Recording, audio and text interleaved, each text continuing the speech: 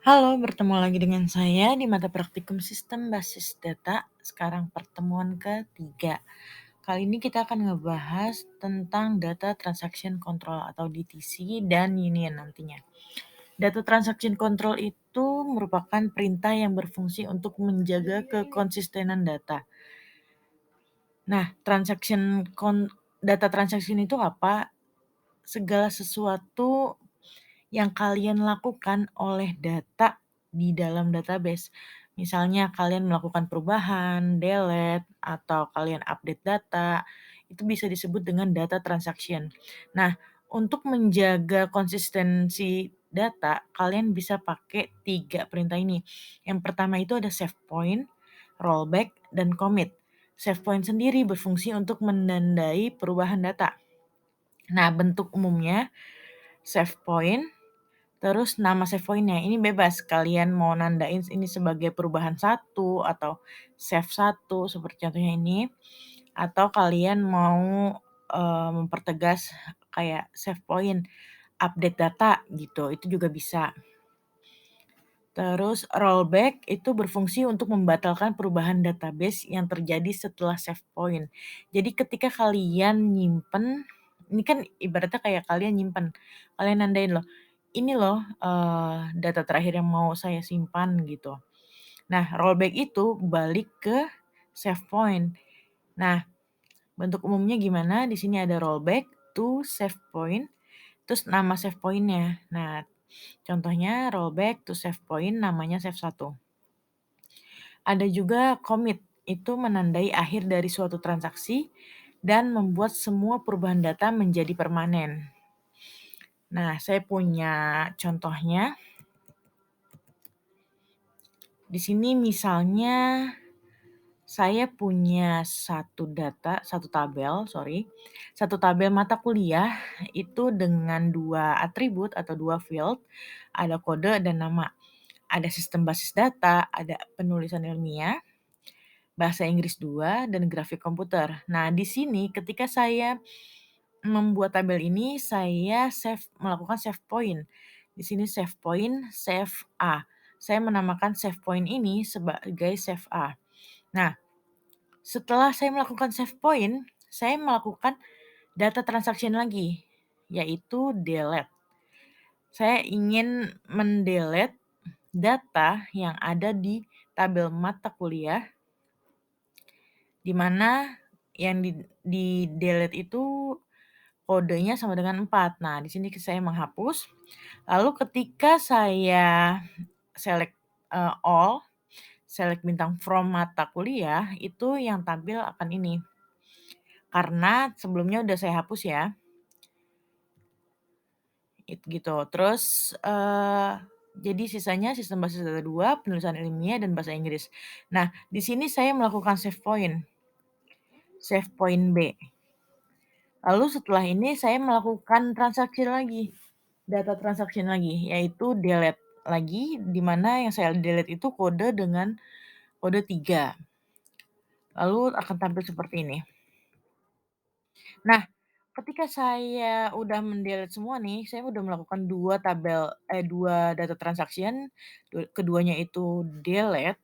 Nah, ketika saya mau kembali lagi, misalnya saya salah delete atau saya melakukan apa, saya nggak mau nih, nggak jadi delete ah, gitu. Itu saya bisa pakai namanya rollback to save point A, di mana save point A ini, itu yang ini. Nah, jadi ketika saya rollback save point A, maka datanya kembali lagi ke save point A. Jadi, tadi ya, save point itu kayak nandain, eee, jadi data transaksi yang kalian lakukan setelah save point tersebut, akan tidak terhitung kalau kalian melakukan rollback to save point, seperti itu. Nah, di sini misalnya saya, save point terus delete kode 4, save point lagi, save B, lalu saya commit. Commit dulu di sini. Kalau tadi kan setelah save B, saya rollback save point ke save A. Nah, di sini Yang kedua, ketika saya melakukan save B dengan data seperti ini, saya melakukan commit. Nah, apa yang terjadi ketika saya sudah commit?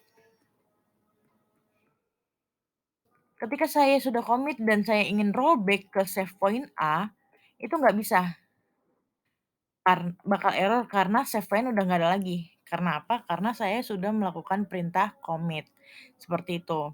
Nah,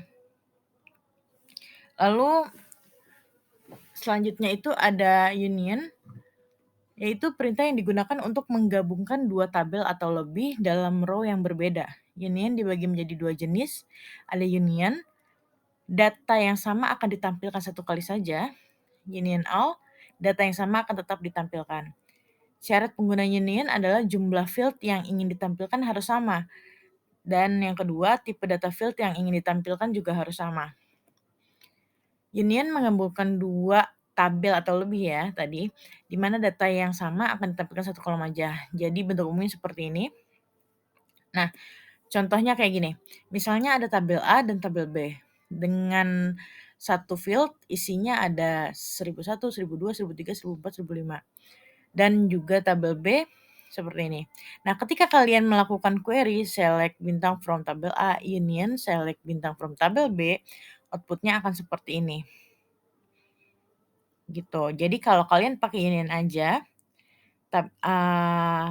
data yang sama itu hanya akan ditampilkan 1 kali, gitu. Beda hal dengan union all.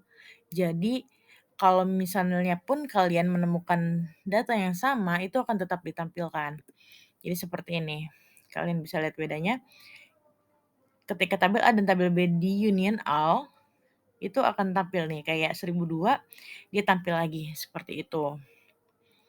Nah, untuk activity-nya, kalian buat tabel dan mulai transaksi dengan menggunakan save point, seperti saya contohkan tadi. Lalu lakukan 2 perubahan terhadap tabel tersebut. Data transaksi yang kalian lakukan bebas, apa aja boleh, kalian boleh update, kalian boleh alter table, kalian boleh, mengganti datanya, terserah. Kalian boleh delete juga, lalu kalian save point, lalu lakukan rollback ke salah satu save point tersebut. Terus lakukan commit untuk mengakhiri transaction. Dan yang terakhir, buatlah 2 tabel dengan atribut yang sama.